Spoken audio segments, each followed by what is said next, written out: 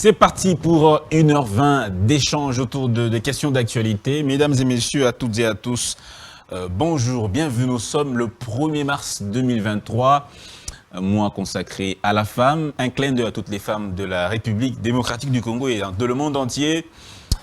Nous pensons à vous, vous qui nous donnez la vie, vous qui nous gérez. Donc, en tout cas, les femmes, nous pensons à vous. L'actualité reste dominée par notamment ces nouvelles. Goma et Saki ne sont pas sous menace des rebelles du M23 et de leurs alliés. C'est une déclaration de l'armée faite hier. Justicia ASBL contredit le chef de l'État sous ses propos tenus à Genève qu'il n'existerait pas de Congolais arrêtés ou détenus pour leurs opinions ou appartenances politiques. L'enrôlement des électeurs couvre actuellement l'ensemble du territoire national. Total des électeurs attendus 49 382 552. Nombre d'enrôlés pour l'instant 25 331 717, soit 51,2%. C'est un point de presse fait hier par le bureau de la CENI et le président Denis Kadima. Les députés nationaux du Nord Kivu exigent la suspension du processus électoral, la sortie des mesures correctrices jugeant délétère la situation sécuritaire du Nord Kivu. Voilà. Autre nouvelle en économie, la Banque mondiale se dit prête à poursuivre la coopération avec Kinshasa dans un processus d'élaboration des nouvelles stratégies. L'EAC et la CIRGL renforcent leur collaboration pour soutenir le rétablissement de la paix et de la sécurité en RDC. Autre nouvelle, Emmanuel Macron, président français, attendu à Kinshasa le 4 mars 2023. On va se poser des questions aujourd'hui. Quel scénario envisager en cas de non-organisation des élections en 2023, conformément à la Constitution? Deuxièmement, la France, est-ce un partenaire fiable pour la République démocratique du Congo? On va se souvenir de ce que le chef de l'État a déclaré hier, que la persistance de l'insécurité hypothéquerait, c'est au conditionnel, la tenue des élections dans le délai.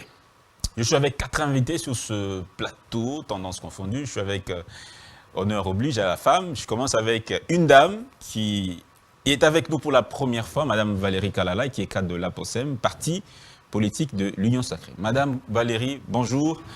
Merci beaucoup de votre présence dans Grande Tribune. Oui, bonjour monsieur le journaliste.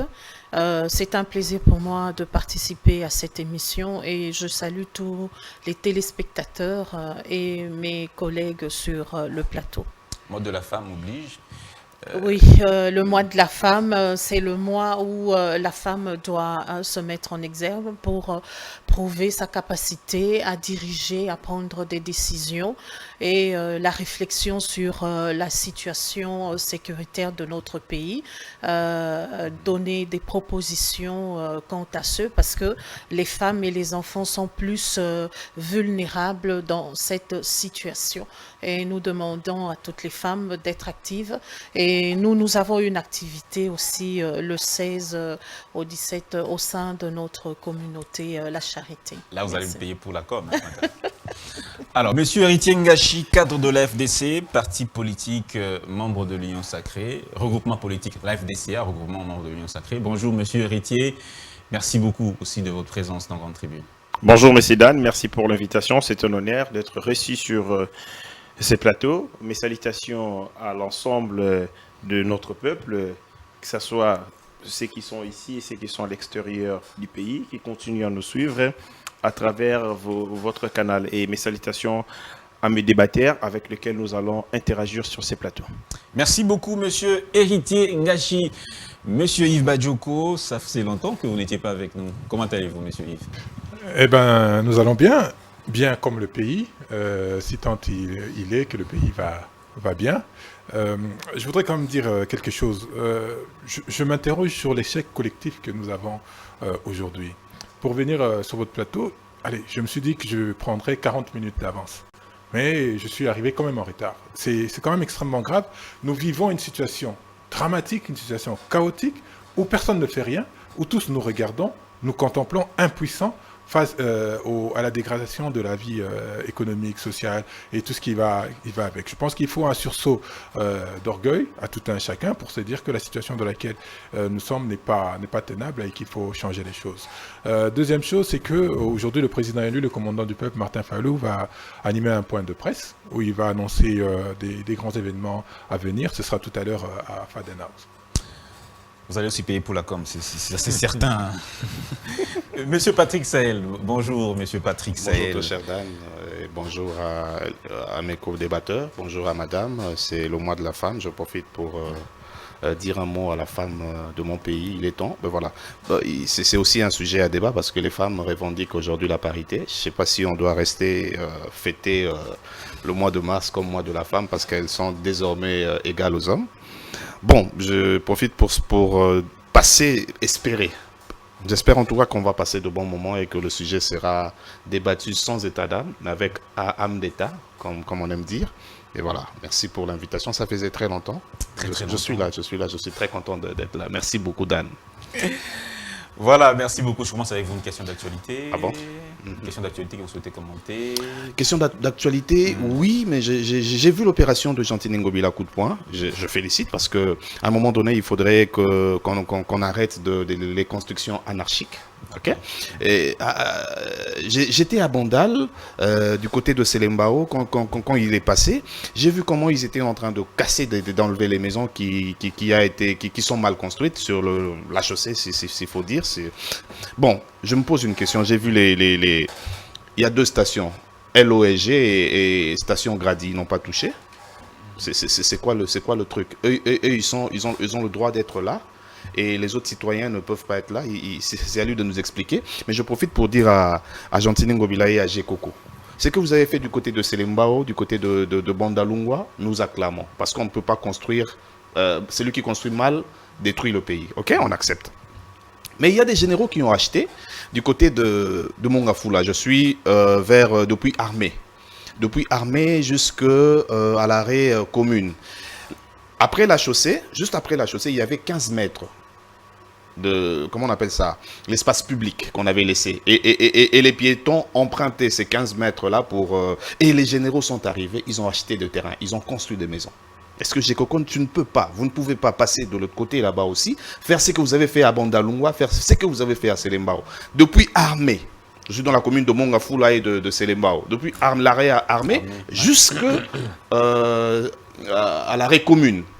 Un peu 2 poids 2 mesures. 2 poids 2 mesures. Bon, nous espérons qu'il pourra passer par là, parce qu'il est encore temps. Si il a promis aux gens de Rond-Point-Ngaba qu'il sera là d'un moment à l'autre. Alors, qu'il avance aussi vers Mongafula, on l'attend là-bas. Merci beaucoup, monsieur Yves. Une question d'actualité, vous souhaitez commenter aussi? Alors,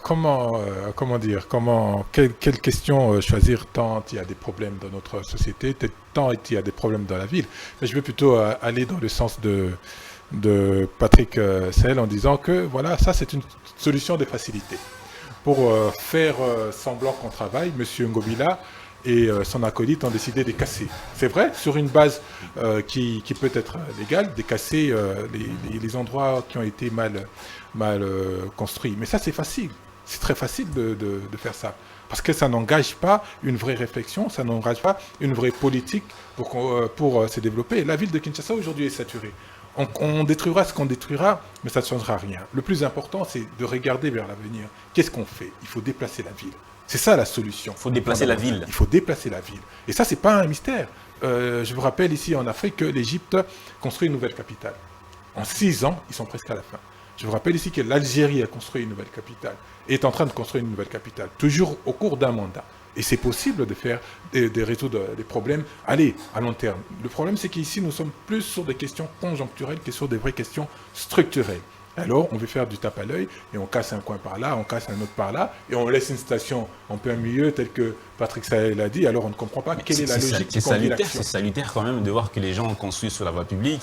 C'est ce qui n'est pas permis, donc c'est tout à fait légal que ce genre-là soit déguerpi.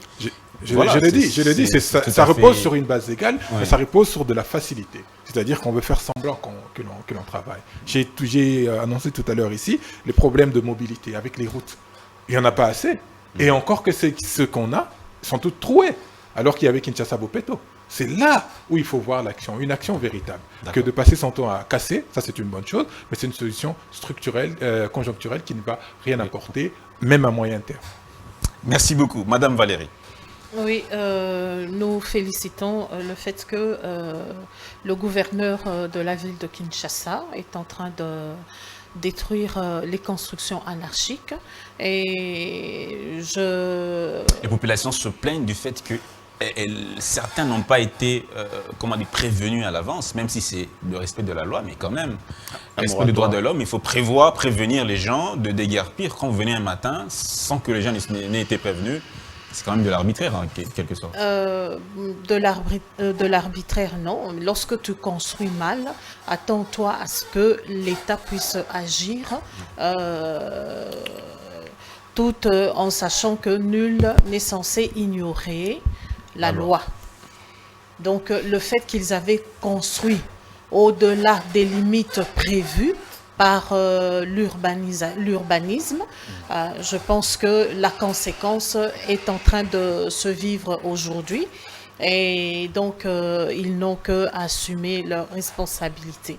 Et je félicite aussi le fait qu'on ait mis de l'ordre au niveau de pompage, parce que c'était la catastrophe, hein, c'était du n'importe quoi. Les femmes descendaient jusqu'au milieu de la route pour vendre. Le marché s'était étendu jusque dans la route. Mais aujourd'hui, lorsque nous passons au niveau de pompage, nous voyons vraiment que c'est dégagé, et ça m'étonne même de voir que la route était aussi large qu'elle n'était. Parce que vu le désordre qu'il y avait à ce niveau-là, en tout cas, nous félicitons les agents de l'ordre. Est-ce que ce n'est pas une solution, comme l'a dit Yves Badjoko, conjoncturelle, qui ne résout pas vraiment dans le fond le problème, et que le problème principal serait peut-être de désengorger la ville de Kinshasa? Là, au niveau de pompage, il y a un marché.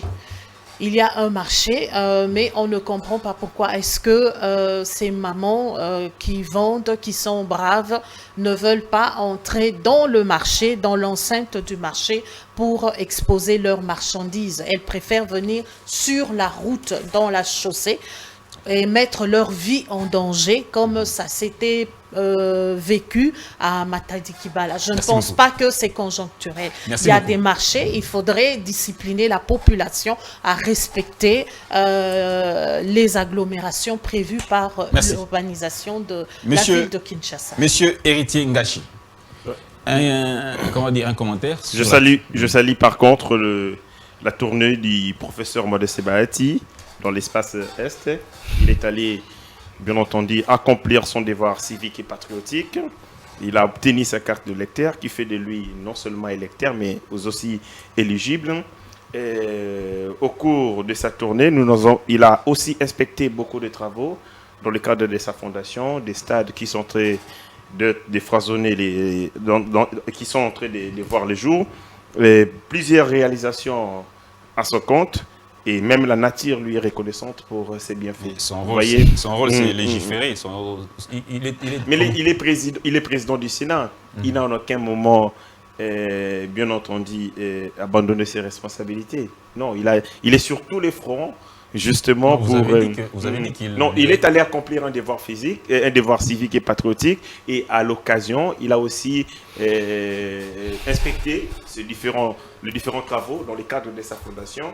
Et la population de l'Est lui est très reconnaissante pour sa générosité. Et donc, je ne pouvais pas rester sans dire un mot par rapport à ces actes de grandeur et ces actes de charité. Mais aussi, il y a une situation que je voulais interpeller l'opinion. C'est par rapport au gouverneur du Sud Kivu, Théo Ngwabidji, qui a un comportement qui frise l'incivisme et la rébellion, mais aussi la délinquance vis-à-vis de la loi, parce qu'il a été déchu par l'Assemblée provinciale. Les décisions existent, mais malheureusement, il va en guerre contre tout le monde, contre le peuple du Sud Kivu, la population du Sud Kivu, contre la loi, contre.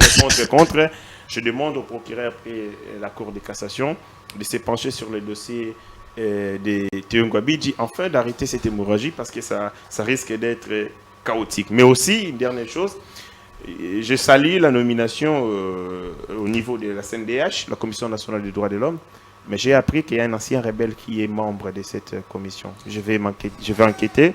Comment un ancien rebelle peut-il être membre d'une commission qui s'occuperait des droits de l'homme? Et on m'a dit que ce serait un professeur de droit au niveau de la faculté, professeur à la faculté de droit, du nom de Kalindje, que je ne connais pas très bien, mais on m'a dit que c'est un ancien rebelle. Et donc je pense que... Peut-être que vous devriez bien fouiner vos informations. Je parle avant de conditionnel. venir, Je parle conditionnel. Si tel n'est pas le cas, je pense que ces services pourraient bien entendu donner leur version des faits. Mais j'ai appris qu'il serait un ancien rebelle. Et donc je trouve que ce n'est pas important pour l'image de notre commission, parce que c'est la commission, c'est une structure d'appui à la démocratie que nous avons décidé à Santit. Tout à fait. Alors, merci beaucoup à tous pour cette lancée en la matière. On va donc commencer avec notre premier sujet. Quel scénario envisager en cas de non-organisation des élections en 2023? Nous sommes partis de la déclaration du chef de l'État, Félix Tshisekedi, qui a dit que la persistance de l'insécurité pourrait hypothéquer le processus électoral en cours. Je commence avec... alors, réglez vos montres, s'il vous plaît, 4 minutes à chacun. Ne débordez pas, s'il vous plaît. Monsieur Patrick Sahel, je commence avec vous. Quel est votre point de vue sur cette question? En cas de non-organisation des élections, quel scénario envisager? Quel scénario envisager? J'en viens, très cher Dan, mais je suis très mal à l'aise sur un plateau lorsque quelqu'un s'emmène pour féliciter Ngobila, qui est en train de détruire la ville, qui est à la manœuvre pour détruire carrément. Vous avez dit que c'était légal. Quand je dis détruire la ville, c'est pas dans le sens de casse. Là, je suis d'avis, parce que on ne peut pas construire sur la chaussée. On ne peut pas construire sa maison sur un terrain exproprié. Ok? Mais féliciter Ngobila ici sur ce plateau, ça passe pas chez moi. Parce qu'il est en train de libérer la voie publique. Les gens qui construisent sous la voie publique, sous la chaussée, vous connaissez les mamans. Vous avez demandé. Vous connaissez les mamans. Vous avez vu ce qui se passe au rond-point Gaba? Elles n'exposent pas leur vie. Vous avez vu ce qui se passe au rond-point Gaba? Sous la route, exposer leur marchandises. Cher Dan, vous avez vu ce qui se passe au rond-point Gaba? Il y a ces mamans-là. Ngobila passe. Ok? À Matadi Kibala, Ngobila est passé une fois, plus d'une fois. Ok? Pourquoi on doit féliciter Ngobila aujourd'hui parce qu'il a cassé? Lui, son problème, c'est de casser aussi, parce qu'il a cassé le marché central. On en est où? 2 ans après. Vous savez, pendant que le pays était en confinement, Ngobila a pris près de 60 millions de dollars pour l'histoire de scholarship avec les enfants. Soit disant que les enfants auraient un site où les professeurs passeraient pour enseigner. Il lui fallu à l'État de débourser une somme de 60 millions de dollars. Et qu'aujourd'hui, il n'y a pas de trace dessus. Vous connaissez l'histoire de 32 millions avec opération Zéro Trou Kinshasa entre Ngobila et le ministre comment il s'appelle, Guissaro? Zéro Trou, c'est un programme du gouvernement. Du gouvernement, mais je vous dis, ça a commencé le 17 juillet 2021 entre Ngobila et M. Guissaro dans le bureau de Guissaro. Nous avons les preuves. Nous avons les informations. Okay? On ne peut pas féliciter Ngobila à Kinshasa parce qu'il y a 30 000 familles au chômage, 30 000 ménages au chômage à cause de lui. Parce que seulement il avait des petits soucis avec le ministre de l'Intérieur en ce temps-là. La fameuse phrase « Oyaboya Salamokilinae », c'est sorti de Ngobila. Et heureusement que j'ai appris que le dossier Yumbi est sur la table du procureur. Bon, cher ami Dan. Que faut-il faire? Nous sommes le 4 avril, nous sommes au mois d'avril 2022.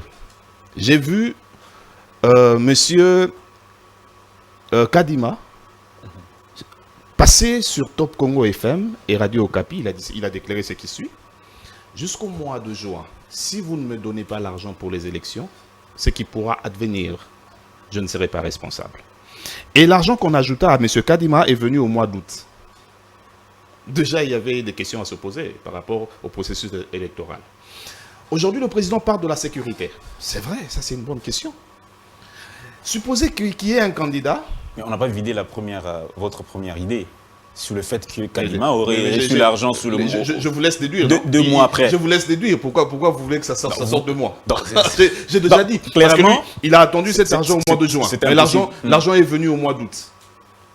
Voyez avec le processus électoral qui a commencé l'enrôlement. Voyez vous-même et déduisez. Je n'ai pas besoin de dire ça. C'était Suivez mon prévisible. regard, vous C'était comprenez. prévisible, selon vous. Suivez Allez-y. mon regard.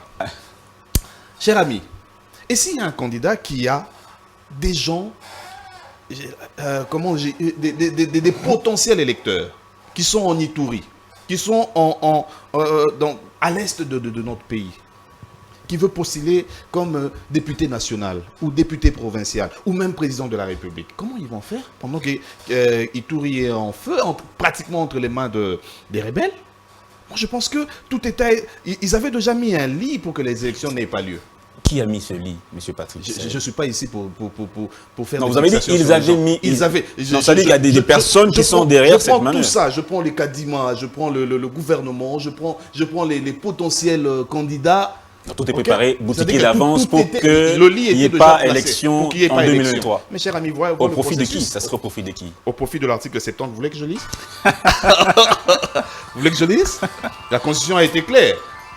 En cas de non-élection, en cas de ce que vous voulez, l'article 70 est là, le président reste en fonction jusqu'à l'installation de... Vous savez, cet article-là faisait mal aux gens du temps de Kabila. Et cet article va encore faire mal à certaines personnes du temps de M. Félix Tshisekedi. Regardez vous-même le processus électoral. Qu'est-ce qui est fait? Est-ce que c'est bien fait? Même un novice peut dire qu'ici, il n'y aura pas élection. Il y a Kadima. Je suis allé dans un centre, à ma campagne, il n'y avait pas de gens. Mais il y avait des machines. Je suis allé dans un autre centre à Yolo. Je parle d'abord de Kinshasa, je prends le cas Kinshasa, bien que ils ne veulent pas dire qu'ils ont prolongé. Allez dans un centre aujourd'hui, vous aurez votre carte d'électeur. Mais ils ont déjà, Kinshasa est bouclé, il y a plus moyen de... Mais officiellement, c'est quand même contradictoire. Officiellement, l'enrôlement a pris fin. Mais Mais il allez y a dans des un centres. centre. Et vous savez pourquoi? Ils disent qu'ils ne sont pas encore payés, alors ils ne quitteront pas les centres. Ils ne sont pas encore payés Ils ne sont pas encore payés, ces agents de la CENI. de la CENI. Ça reste une information Alors, que nous allons... le processus électoral Donc, est entaché de quel scénario envisagé finalement? Il reste en... L'article 70, c'est ça. C'est clair, Mais c'est il légal. y a quoi d'autre? Il y a pas- C'est ça. Le législateur a déjà légiféré. Je ne sais pas si Badjoko va me contredire, mais on va passer sur l'article 70. D'accord. On attend un mail qui Badjoko. viendra nous dire « et le ciel ne nous tombera pas dessus ». Monsieur Badjoko, votre point de vue sur cette interrogation?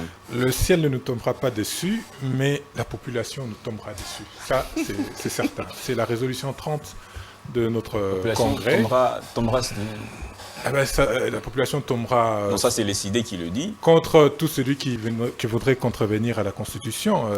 Mais avant d'arriver là, j'étais déjà déçu de voir de jeunes hommes soutiens de M. Ngobila. Je suis encore plus déçu de voir des dames, des mamans soutiens de M. Ngobila. Je suis atterré.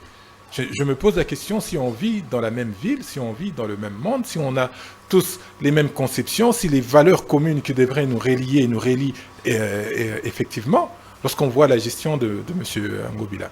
J'ai eu la chance d'être... Elle a parlé juste d'un aspect, elle n'a pas dit qu'elle soutient totalement Jean-Tini Ngobila. Il y a un aspect que M. Ngobila aurait bien fait et qu'elle soutiendrait, qu'elle soutient. Voilà. Vous savez qui a inventé les congés payés? C'est Hitler. Donc vous passerez à la télé pour dire que Hitler était bon parce qu'il a inventé les congés payés. Donc je pense que la réalité est telle qu'elle est. Monsieur Ngobila, je l'ai toujours répété, ne serait même pas chef de rue dans un pays normal. Maintenant, pour revenir à la fameuse question qui taraude des esprits, que nous avions déjà anticipé, que nous disions depuis toujours que M. Tshisekedi avait deux options, soit organiser les élections bâclées, tricher et passer, soit ne pas les organiser et se reposer sur la guerre que vit notre pays pour espérer effectivement poursuivre un éventuel mandat, pour prolonger un éventuel mandat. Mais nous l'avons déjà dit et nous avons répété, si les élections ne sont pas organisées à date, eh bien, M. Félix Tshisekedi ne sera plus en fonction. Vous basez sur quelle assise légale? D'abord, je vais me Monsieur baser Badjoko. sur le vécu de M. Félix Tshisekedi lui-même. Je reprends ses propos, qui disait, je cite, ce qui élection Athènes en 2017, Kabila paix, arrose la thé. Donc je reprends ses propos pour moi. S'il n'y a pas élection cette année, M. Félix Tshisekedi paix, à cause à la thé. Mais cependant, Mais oui, bien sûr, on ne peut pas prendre ce qu'il avait dit en 2017, même si ce n'était pas peut-être légal, et le cautionner. Vous êtes un homme de droit, c'est vrai que vous n'êtes pas juriste, mais vous êtes un homme de droit. Est-ce que ce qu'il avait dit était légal? Est-ce que la Constitution prévoit que s'il n'y a pas élection, le président part? Je souhaite qu'on reste dans les textes, monsieur Badjoko. Alors, vous dépeignez M. Félix Tshisekedi comme un homme inconstant. Non, pas du tout. Je ne peins pas. Je ne peins pas, je pose des questions. Vos propos sont clairs. Non, je pose des questions. Si, lorsqu'il tenait ces genres de propos, il pensait ou il ne savait pas que c'était illégal ou légal, et aujourd'hui se rebiffait pour faire le contraire de ce qu'il disait hier, alors vous le dépeignez comme étant quelqu'un d'inconstant. Mais cependant, l'article 70 est clair. La continuité dont on parle ici, c'est simplement parce qu'il y a un décalage substantiel entre les élections et l'entrée en fonction, l'entrée en responsabilité. C'est comme ça dans tous les pays. Aux États-Unis, si je ne m'abuse, les élections se font en novembre. Mais l'entrée en fonction, c'est début de l'année. En début de l'année, en janvier. Exactement. Donc, c'est ce laps de temps que veut couvrir la Constitution en disant que le président reste en fonction jusqu'à l'installation. Parce que la date des élections et la date d'installation coïncident. Je ne vous arrête pas. Je ne vous arrête pas. Il y a des professeurs d'université, des juristes de renom, réunis autour de la Cour constitutionnelle, qui ont examiné les faits, qui ont donné un arrêt. D'ailleurs, cet arrêt ne se limitait pas seulement au président, ils sont même allés vers les cas des députés nationaux, parce qu'eux aussi, leur mandat touchait à leur fin. Ils ont dit, sur base de la continuité de l'État, on ne peut pas ne pas,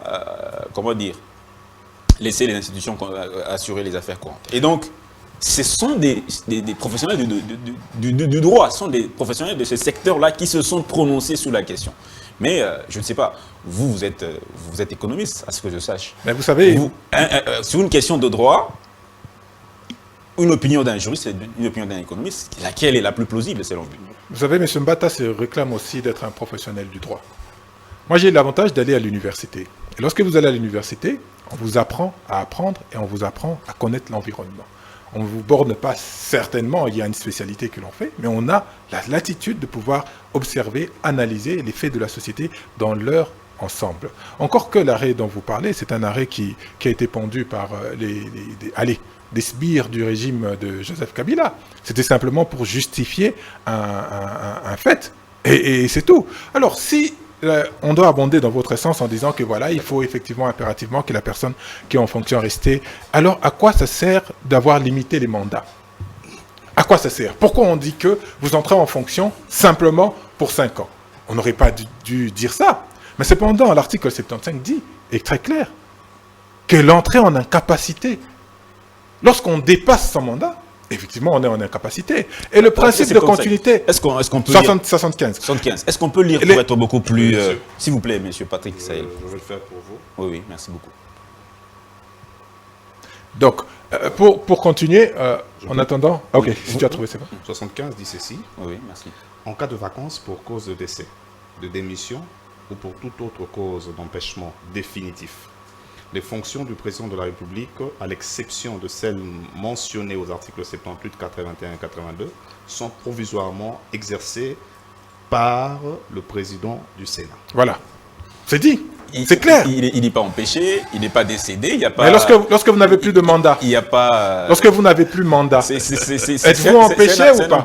Eh oui, si vous n'avez plus de mandat du peuple, n'oublions pas que c'est le peuple qui donne ce mandat. Et lorsqu'il donne ce mandat, il le donne pour 5 ans maximum. D'accord, je reviens. reviens. Pas un jour, pas une minute, pas une seconde de plus. Merci beaucoup. Je voudrais revenir quand même sur ce que vous avez dit sur le principe de continuité d'État. Je vais vous signaler ici qu'il y a 5 ans, si vous permettez, la Belgique n'avait pas de gouvernement, n'avait pas de Premier ministre. Mais l'État a continué de fonctionner parce qu'il y avait une base, une assise importante avec les fonctionnaires qui ont plongé. Merci beaucoup. Cette conception était teintée pour vouloir simplement justifier la forfaiture de M. Kabila. Merci beaucoup. Madame Valérie Kalal, on vous accuse, on vous dit que vous soutenez un monsieur qui gouverne très mal la ville de Kinshasa. Un monsieur que tout le monde décrit. Ok. Et monsieur Yves Badjoko était même plus pour le comparer à Hitler, ce monsieur. Comment bon, expliquez-vous pourquoi vous soutenez monsieur Ngobila. Oui, merci beaucoup, monsieur Dan. Il est le gouverneur de la ville de Kinshasa.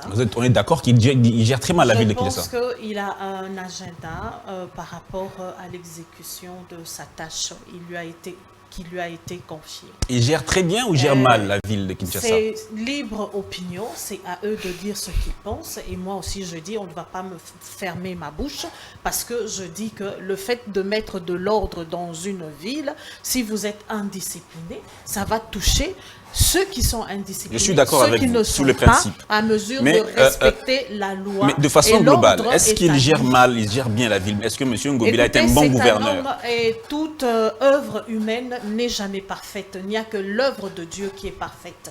On ne va jamais me donner un exemple d'un très très bon gouverneur ou un très bon dirigeant. Même les États-Unis, ils commettent des erreurs. Même Barack Obama, ça répond pas à ma question. Obama, il Ça répond pas à ma commet question. des erreurs. Oui. Ces erreurs ne doivent pas être le fait pour lequel on doit nier et dire qu'il n'est pas capable. Une erreur, c'est une erreur, il doit assumer ses responsabilités. Et je pense qu'en tant que gouverneur, il est en train d'assumer les actes qu'il est en train de poser. Il lui avait été posé la question par rapport à Zando et au grand marché Zando qui a été détruit. Et il y a aussi entre autres, il y aurait des conflits financiers entre certains opérateurs économiques qui ont été cités dans cette affaire du grand marché. Ah, okay. Et donc, s'il y a des enquêtes qui doivent être établies, en tant que dirigeant, gouverneur de la ville, les actes qu'il est en train de poser, si ils ont été illégaux, le moment venu, il va répondre. Alors, le président Tshisekedi il va répondre. Pour l'instant, il est en train de poser ses actes en tant que gouverneur. Alors, moi, je ne vois pas pourquoi est-ce que je vais le contredire, surtout si on peut demander à ces femmes qui vendent d'être conscientes de se mettre à l'abri pour protéger leur vie. Merci beaucoup. Et je ne comprends pas pourquoi est-ce que je vais être contrarié sur ma position. Voici ma question. S'il n'y a pas élection en 2016, Kabila doit partir. Ça, c'est le président Tshisekedi à l'époque opposant. Est-ce qu'il avait raison à l'époque de dire ça? Nous avons vu que, bien qu'il a dit ça, il y a eu un allonge sur... mais il avait quand même raison. Sur la gestion, sur le mandat de M. Joseph Kabila. Donc, je pense qu'il s'était mis d'accord en tant qu'opposant et à ce moment-là, en tant que lui opposant et M. Joseph Kabila, ils se sont mis d'accord. Il y a eu un consensus qui a eu à ressortir que on devait prolonger le mandat de M. Joseph Kabila. Voici ma question. Oui. Ce consensus signifiait que normalement le président Kabila devait partir. Bon, oui, mais c'est vrai, il devrait partir parce que le mandat était déjà fini. Alors, mais pour ne pas laisser une vacance dans les institutions, en tant qu'homme politique, il y avait des classes politiques, il y avait des alliances qui ont été établies. Et ces alliances-là, dans leurs alliances, ils ont trouvé mieux de trouver un consensus au lieu de mettre la vie de toute une nation en danger. Parce que 2-3 personnes ne s'étaient pas mis d'accord. Il doit aussi partir, normalement. Parce pour l'instant, il n'est pas encore à la fin mandat. 2023, il n'est pas encore fin mandat. Si on atteint 2023, il est à la fin du mandat. Et donc, il doit normalement partir. On ne peut pas prédire qu'officiellement, il n'y aura pas élection. Non, Je pense que la machine c'est une question que nous nous posons, madame. La machine est en marche pour que les élections aient bel et bien lieu. Et lorsque nous sommes en train de nous enrôler, on ne s'enrôle pas uniquement pour les élections, on s'enrôle aussi pour identifier la population. C'est-à-dire que la population doit être consciente, on doit passer la communication pour dire qu'en dehors de l'enrôlement pour poser les actes civiques, il y a le problème d'identification de la population. À partir de ce que la CENI est en train de faire, il y a aussi l'identification de la population pour connaître comment dirais-je, le nombre de la population qu'il y a ici. Dans notre pays. Alors, merci si beaucoup. on peut réaliser les élections pendant qu'il y a une partie du pays qui n'est pas maîtrisé, je pense que là, c'est accepter la balkanisation de notre pays. Merci, Tout madame. le pays, tous les Congolais doivent participer. Très bien. aux élections. Merci, madame. Et je dis que de toutes les façons, depuis l'indépendance, nous avons toujours été dans un conflit politique et des enjeux de guerre qui font qu'il y a toujours des consensus, il y a toujours des référendums. Merci beaucoup, madame Kalala. Madame Valérie Kalala, votre point de vue. Monsieur Ngashi, votre question. 2023, le président Tshisekedi reste après 2023 ou il part avant 2024? Je commence par Monsieur Sahel qui a dit qu'ils avaient mis un lit. Pardon? Un lit. Ça veut dire que la situation que nous vivons aujourd'hui, elle était préméditée. Que Nanga réclamait de l'argent avant le mois de... Non, Kadima. Il a bypassé, il n'est pas allé très loin dans cette démarche en rapport avec l'argent parce qu'il s'est rendu compte qu'il n'ira pas très loin. Nanga a fait, l'actuel président, comment ça s'appelle, Kadima a mis en place une feuille de route. Après une feuille de route, un calendrier a été mis en place. Il était en train d'interpeller. La société. On doit tous se mettre d'accord que parmi les contraintes qu'a évoquées Kadima, il y avait aussi des contraintes financières. Mon frère, il y a eu des contraintes, il n'y a pas eu et que si une contrainte n'est pas levée, on risque de ne pas avoir des élections. Voilà pourquoi il a parlé des contraintes. La question d'organisation d'élections ne repose pas sur le seul fait de finances.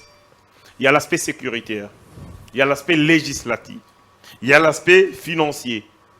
Voyez-vous? Et c'est-à-dire, monsieur l'actuel président de la CENI, le nom m'échappe, était en train d'interpeller la société de manière générale. Que chacun joue sa partition pour que les élections se tiennent dans les délais. Vous savez, dans les commérages politiques qu'on a ici, pour qu'on mette ensemble, qu'on mette ces bureaux, on a perdu une année dans les tractations. On va voir seulement la responsabilité du gouvernement, mais et celle de la société politique. C'est une justification. Non, ce n'est pas une justification. D'un potentiel glissement. Je suis entré de vous. C'est clair. Quelles sont les raisons? Pourquoi vous évoquez Je suis en train de vous donner les faits. Vous voyez, devant les évidences, on s'était. Je vous ai dit qu'on a perdu une année dans les combines politiques. Nous savons que Kadima a été installé plus d'une année. C'était même au-delà même de 20 mois. Absolument. Mais ça a eu un impact sur les processus électoraux. Parce que le calendrier électoral, la feuille de route devait subir. Aidez-nous à comprendre pourquoi vous évoquez ces aspects des choses, monsieur Héritier. Soit vous me laissez parler, soit vous ne me laissez pas parler. Il voulait réfuter le lit alors qu'il parle du lit. Je suis en train de parler, d'évoquer les faits. Ce sont ces faits qui peuvent, en ces moments, justifier la situation dans laquelle nous sommes. C'est-à-dire, les premiers faits, c'est-à-dire les tractations politiques, les commérages politiques, nous ont perdu suffisamment du temps. La deuxième des choses, sur l'aspect financier, le président de la CENI, Kadima, a interpellé les responsabilités des gouvernements et le gouvernement a dit, selon vous, le ministre des Finances, l'argentier de la République avait dit que tout était mis en œuvre pour que la CENI ne manque de rien du point de vue financier. Mais sur le plan logistique, il y a la loi sur la répartition des sièges qui doit être votée au niveau du Parlement. C'est aussi une contrainte. Une contrainte d'ordre logistique. D'ici lequel il y a retour de... Restons sur le plan sécuritaire. Mon frère Sahel dit, c'est comme s'il y a eu un lit de glissement. Qu'est-ce qui est en train de... Non, il ne dit pas c'est comme s'il dit il y a vraiment eu préparation de ce glissement. Bien avant déjà, parce qu'il a évoqué les faits. C'est-à-dire, mon frère Sahel veut tout simplement dire que l'insécurité qui pilie à l'est de notre pays. Non, ne me fais pas dire ça. A commencé avec Félix Antoine Tshisekedi. Ne me fais pas dire ça. Laissez-moi. Je suis en train je suis en face de vous. De comprendre. Je suis en face de vous, cher Ngachi. Non, ne me fais pas dire ce que je n'ai pas dit. La situation que nous sommes en train de vivre actuellement, elle est le couronnement des plusieurs conséquences. Que ce soit d'ordre politique, de la classe politique, mais aussi les problèmes sécuritaires que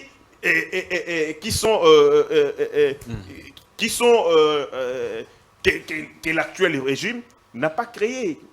Ce sont les problèmes que nous avons rencontrés. L'insécurité à l'Est. Figurez-vous, en 2018, nous sommes allés aux élections sans béni. Monsieur Ngashi, s'il vous plaît, laissez-moi parler, s'il vous plaît. S'il vous plaît, laissez-moi parler. Nous sommes allés aux élections en 2018. Parmi les chevals de bataille, c'était la résolution de l'insécurité. Nous sommes allés aux élections de 2018 sans béni territoire et sans Yumbi.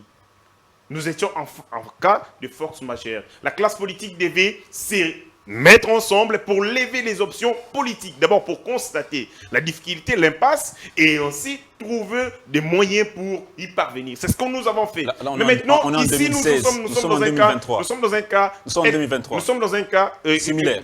Non, pas un cas similaire, mais avec beaucoup d'avantages. Parce que les tractations politiques existent dans une société qui n'a pas de textes écrits.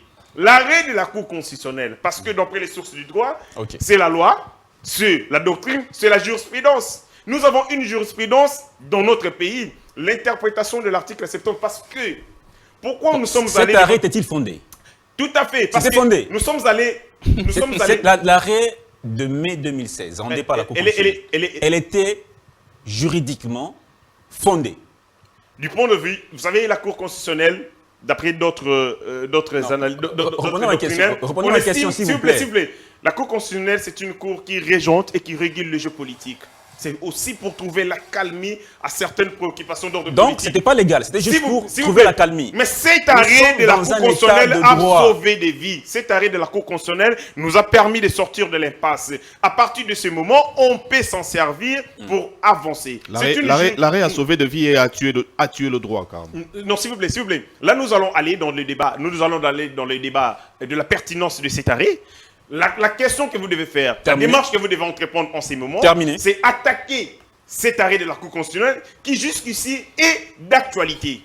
Du moment qu'il y a une jurisprudence, un arrêt, une décision de la haute cour de notre pays, en tant que républicain, je dois m'y soumettre. À l'époque, nous n'étions pas d'accord, mais parce que l'arrêt de la Cour constitutionnelle, moi, pourquoi vous n'étiez pas d'accord? Je n'étais pas d'accord parce que l'intentionnalité derrière cet arrêt, parce que quand vous voulez analyser les situations politiques, il faut éviter les simplismes, comme le fait mon frère Badioko. En Algérie, on a fait ceci, là-bas, on a fait cela. Il faut replacer le fait politique dans leur contexte. Dans ces contextes, cet arrêt avait servi de béquille à Joseph Kabila. Les élections devaient avoir lieu en 2016. Elles ont finalement eu lieu en 2018, soit 2 ans après. Donc, dans ces cas de figure, il y a un arrêt de la Cour constitutionnelle qui est légal, en cours de validité. On doit s'en servir pour avancer. Monsieur Patrick Sahel, est-ce que nous sommes dans un même cas de figure 2016-2023?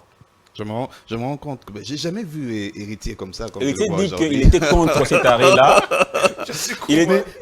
Et puis à la fin, il accepte quand même qu'il y a un lit. Le lit était bien posé. Parce qu'il nous a pris l'exemple de 2016, les élections sont arrivées 2 ans après. Oui. Et il a cautionné le lit. Bon, avant d'en arriver là, Madame Kalala a parlé des erreurs de M. Gentil Ngobila. Madame, on ne devient pas gouverneur pour commettre des erreurs au sommet de la ville ou au sommet de l'État. C'est humain, ça peut arriver. Vous êtes humain, vous allez quand même comprendre. Laissez-moi vous peindre le décor. Laissez-moi vous peindre un décor. C'est acceptable. Ici, sur ce plateau, Madame a félicité Ngobila de ce qu'il a fait à Pompage. Ok? Mais lorsque Ngobila a cassé Zando, il a placé les mamans où? Sur Rond-Point Huiléry. Vous savez? Rond-Point Huiléry, c'est où? C'est un marché? Allez-y maintenant sur Rond-Point Huiléry, vous allez voir. Je vous lis l'article 34 de la Constitution. Madame, j'espère que vous verrez Ngobila pour lui passer ce petit mot. La propriété privée est sacrée. L'État garantit le droit à la propriété individuelle ou collective. À qui? Conformément à la loi. Cher héritier, laissez-moi lire la Constitution. Laissez-moi lire la Constitution. On connaît la Constitution. Il encourage et veille à la sécurité des investissements. Vous savez combien de personnes ont perdu la vue à cause de Zando? La vie. La vie, carrément. Combien de personnes ont perdu la vue? Gentil Ngobila est entré à Zando à 22 h pour casser. Et les policiers se sont servis des marchandises des paisibles citoyens. Quelqu'un qui va prendre de l'argent chez Finca, il achète sa marchandise et Gentini entre à Zando à 22 h pour casser, les policiers se servent et le monsieur est mort après parce que ne sachons pas comment rembourser cet argent. Je referme cette parenthèse. Passez l'article 34 à Gentini Ngobila et venez le féliciter sur un plateau. Ce sont des faits que nous devons vérifier normalement. Mais poursuivez quand même. Quel fait vérifier, cher Dan? Vous habitez Kinshasa. Ne faites pas comme madame, je crois qu'elle est arrivée il n'y a pas très longtemps. Sinon, elle ne féliciterait pas Ngobila sur un plateau de télé. On parlait des élections. Cher ami, sont sérieux. Ngashi a évité le sujet. Comment organiser les élections s'il n'y a pas d'argent? Cette sonnette d'alarme, Kadima l'a sonnée au mois d'avril 2022, cher Ngashi. Héritier, vous étiez là? Pourquoi? Bon, parlons des kits électoraux. Vous savez qu'au moment où nous parlons ici, il y a des provinces où les kits ne sont pas arrivés. Il y a des endroits. C'est pas ce que dit la CENI. Il va pas le dire, mais allez sur terrain. Allez sur terrain. La CENI dit l'enrôlement des électeurs est effectif sur l'ensemble du territoire national, sauf la partie est où il y a... Mais moi, je vous dis, il y a des endroits où les kits électoraux ne sont pas... Vous n'êtes pas de la CENI, ça c'est clair. Je ne suis pas de la CENI, mais j'ai des gens partout sur le Congo. Mais eux, la CENI, c'est comme qui dirait... Vous contredisez l'officiel. Je ne suis pas ici en train de vouloir contredire la voix officielle de M. Kadima. C'est ce qu'est la CENI. Okay? Moi, je suis dans les faits. Je suis dans les faits. Il y a des endroits où on attend les machines jusqu'aujourd'hui. Il y a des endroits où les machines sont arrivées, mais les opérateurs de saisie ne savent pas utiliser. Vous parlez de quel processus électoral? Vous parlez de quelles élections? Est-ce que vraiment nous sommes prêts pour les élections? Est-ce que nous sommes allés pour organiser les élections en RDC ici, cette année? Ou l'année prochaine, si vous voulez. Est-ce que la CENI est prête? Est-ce que eux-mêmes, dans son fort intérieur, dans sa conscience, Kadima sait qu'il va organiser les élections en RDC? Mais dans les faits, rien ne prouve qu'il y aura élection. Aujourd'hui, Ngachi est en train de vouloir accepter le lit que j'avais posé. Vous remettez en cause les propos. Vous remettez en cause les propos de Denis Kadima qui dit que nous sommes sous la voie des élections en 2023. Denis Kadima peut dire ce qu'il a dit, mais les faits nous prouvent le contraire. Les faits nous montrent autre chose que la voix de Kadima. Est-ce que vous êtes mieux informé que Kadima? Je ne suis pas mieux informé que Kadima. Alors, comment vous pouvez contredire quelqu'un Mais vous savez qu'il suffit de prendre mon téléphone ici, d'appeler quelqu'un. Dans l'espace où l'enrôlement a commencé, il va me dire, vous voulez que je le fasse maintenant? Il va me dire, monsieur, les kits ne sont pas encore arrivés. J'ai des gens, nous avons appelé. Hein? Je ne demanderai pas à Badjoko de nous dire, parce que lui il vient de faire les provinces d'ici là, il n'y a pas très longtemps. Peut-être il s'est retrouvé dans cette situation là, mais moi j'ai des exemples, j'ai des gens qui m'ont appelé, j'ai des gens qui me disent chaque jour. Dites-nous de quelle province, de quelle partie du pays. Non, vous n'allez pas citer leur nom. Vous n'allez pas citer leur nom. Je ne suis pas ici pour me lancer à ce jeu-là. De peur que demain qu'il y ait une citation directe, vous ne serez pas mon avocat. Déjà, je lance un clin d'œil à Manix, de là où il est, on ne sait même pas où est-ce qu'il est. Donc laissez-moi dire au conditionnel, bien que ça soit des vérités vraies. Alors, pour qu'après... J'aimerais que nous ayons quand même une même manière de voir les choses dans ce débat. Il y a deux tendances qui se distinguent sur ce plateau. M. Badjoko dit que s'il n'y a pas élection 2023, c'est le président du Sénat qui prend les commandes. Je ne partage pas cet avis-là parce que la loi, elle est claire. Okay? Nous n'allons pas changer la loi parce que, vous savez, le pays se gère non pas par des humeurs, mais le système. Ok, il y a déjà un système. Mais finalement, vous partagez le point de vue Non, je ne partage non plus le point de vue Non, la Cour avait déclaré que justement le président doit rester en fonction, interprétation de l'article 70 de la Constitution. Ça, vous êtes d'accord? Ça, vous êtes d'accord? Bien sûr, vous êtes d'accord? Je suis très d'accord. Très d'accord. C'est comme ça que ça se passe. Très bien. C'est comme ça que ça doit se passer en principe aussi. Bon. Pour finir. C'est pas possible. Cher Ngaji, c'est vrai, mon ami héritier a soutenu le fait qu'en 2016, en 2018, nous sommes allés aux élections sans Kwamout. Ok, pourquoi vous soutenez ça? Parce que nous devons impérativement aller aux élections sans la partie Est. D'accord. C'est le deuxième tour de table. Je vais répondre. Merci beaucoup. Vous voulez vraiment qu'on aille aux élections sans la partie Est? Et pourquoi ne pas militer pour qu'il y ait la paix d'abord avant les élections? Votre candidat, comment il s'appelle, Bahati Lukwebo, venait de faire sa tournée. Il est allé à l'Est de notre pays. Mais il a des potentiels électeurs là-bas, bien que Kamere y soit aussi. Merci beaucoup, M. Patrick Sahel, M. Yves Badjoko. Je vous repasse la question, mais finalement... c'est Bahati qui doit prendre le pouvoir. Vous ne m'avez pas laissé finir mon raisonnement, mais avant d'arriver à votre... J'ai entendu Mme Valérie Kalala. La première fois, j'ai considéré que c'était une erreur. Mais la deuxième fois, je vois que c'est une faute. Et la persistance dans la faute, comme on dit, elle devient à la limite diabolique, comme c'est que fait Gentini Ngobila pour notre ville. À quoi faites-vous allusion exactement? On ne va pas s'apaisantir sur monsieur Ngobila. Monsieur Ngobila, il roule à contresens dans la ville de Kinshasa. Madame dit qu'il faut encourager des personnes qui roulent à contresens dans la ville de Kinshasa. C'est extrêmement grave.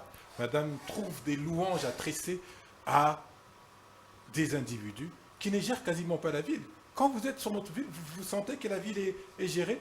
Quand vous regardez des Wewa qui n'ont pas des plaques d'immatriculation, mais sur lesquelles M. Ngobila perçoit des taxes, vous trouvez que la ville est gérée?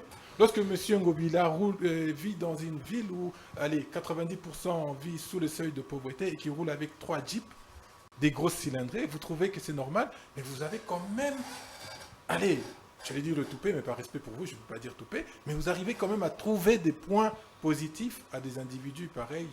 Je tombe des nues, malheureusement. Malheureusement, ce n'est pas le débat sur Ngobila, j'espère qu'on y reviendra. Mais tout à l'heure, je ne sais pas si madame est de l'Union sacrée, mais on a eu une contradiction extraordinaire. C'est la beauté de l'Union sacrée. Ah oui, c'est magnifique, c'est la beauté de l'Union sacrée. Absolument, la diversité dans l'unicité. Parce que madame a dit tout à l'heure qu'aller aux élections sans une partie de la République, c'est la balkanisation du pays. Mais M. Félix Tshisekedi, que je suppose qu'elle soutient, est arrivé en responsabilité. D'abord par la fraude électorale, ça c'est clair, mais aussi par des élections qui ont été organisées, non pas sur l'ensemble du pays. Rien que pour ce fait, rien que pour votre attachement à l'intégrité territoriale, vous devrez être contre le pouvoir de M. Félix Tshisekedi, si vous voulez rester cohérent avec nous-mêmes. Monsieur Héritier, elle est encore dans... Bah, vous avez senti, hein, il était perdu, agité et partant dans tous les sens. Il dit, voilà, ce que nous avons trouvé comme problème n'est pas du fait de l'Union sacrée, ni du fait de M. Félix Tshisekedi. Mais j'en conviens. Mais alors la question, pourquoi on arrive en responsabilité? Lequel des problèmes? Je suis en face. Lequel des problèmes? Mais vous m'attribuez des propos que je n'ai pas tenus. Clairement, la question de la sécurité. Quand il parlait des questions sécuritaires, il disait que la question sécuritaire n'était pas tributaire de M. Félix Tshisekedi. Nous sommes d'accord que le président Tshisekedi a lorsqu'on trouvé cette situation. arrive en responsabilité, on vient pourquoi? Pourquoi est-ce que M. Félix Tshisekedi s'est réveillé un bon matin et dit, voilà, moi je vais être candidat président de la République? Et pourquoi par malheur? Bon, par malheur, il est arrivé. Non, vous voulez dire qu'il n'y a pas des efforts qui sont fournis pour que cette situation soit réglée? Mais je vais dire pire. Je veux dire que M. Félix Tshisekedi se sert de cette situation pour effectivement pérenniser sa position. Il a dit tout à l'heure, allez, aujourd'hui, quelles sont les raisons qui vous poussent à dire qu'il se sert de ça pour se pérenniser? Mais il a dit lui-même, il a dit les questions sécuritaires. Tant qu'elles ne seront pas résolues, il n'y aura pas d'élection. Il a dit risque d'hypothéquer. Il n'était pas... Nous sommes politiques. C'était au conditionnel. Nous sommes politiques, c'est une annonce. Ne prêtez pas des intentions.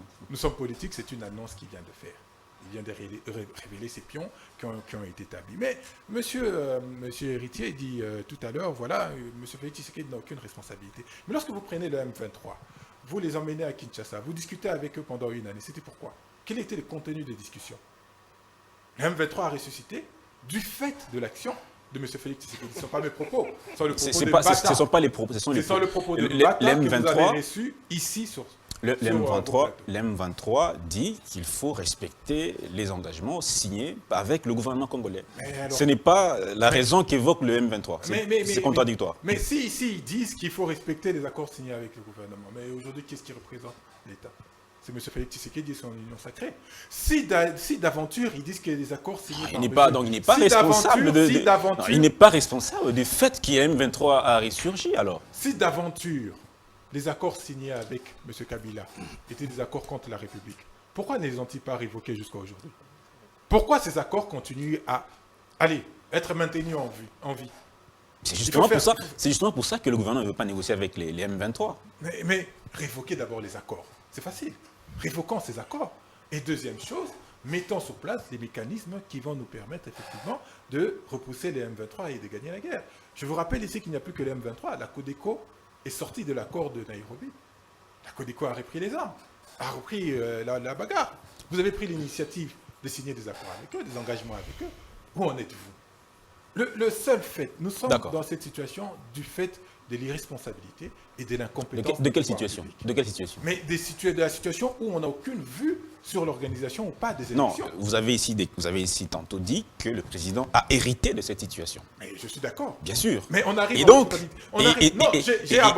si la persistance de l'insécurité, ce n'est pas essentiellement de la faute du président Tshisekedi. Pour lui démontrer que lorsqu'on arrive en responsabilité, c'est pour trouver des solutions aux problèmes. Nous savons tous que la question sécuritaire, particulièrement à l'Est, date des années 90. Monsieur Badioko. Si vous ne me laissez pas finir, vous n'allez pas avoir... Allez-y. Date des débuts 90. Nous sommes tous d'accord que la question de la sécurité. Lorsque M. Félix Tshisekedi dit « je viens en responsabilité », et il est dit même, lors de ces meetings, qu'il va mettre fin à la guerre du pays, notamment à celle de l'Est. Il a répété encore, il a dit « je ne serai pas », je cite, parce que moi je ne considère pas M. Félix Tshisekedi comme étant président de mon pays, je considère que c'est le président Martin Fayulu. Il a dit, je cite, « je ne me considérerai président que lorsque la guerre à l'Est sera finie ». Ce ne sont pas mes propos, ce sont les propos de M. Félix Tshisekedi. Donc ça voudrait dire que lorsqu'il arrive en responsabilité, c'est pour mettre fin. Mais qu'est-ce qu'il a fait aujourd'hui? Combien de territoires sont passés sous pavillon rwandais? Il y en a plusieurs aujourd'hui, et ça n'arrête pas. Mais qu'est-ce que nous faisons pour limiter cette situation? Nous ne faisons rien. C'est là que personnellement, je ne comprends pas trop. Vous dites qu'il se sert de cette situation pour se pérenniser au pouvoir. Oui. Vous dites aussi qu'une partie du territoire est en train, et pas sous pavillon du M23. Du Rwanda, justement. C'est là que je trouve qu'il n'y a quand même pas assez... Vous n'êtes pas assez logique avec Allez, je vais vous expliquer monsieur avec des mots plus clairs.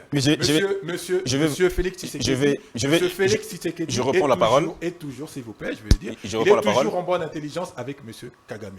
La situation de sécurité qui se passe aujourd'hui à l'est de notre pays profite à monsieur Félix Tshisekedi. Elle ne profite pas. Parce que nous disons qu'il faudrait qu'il y ait des élections et que l'ensemble de la les gens meurent.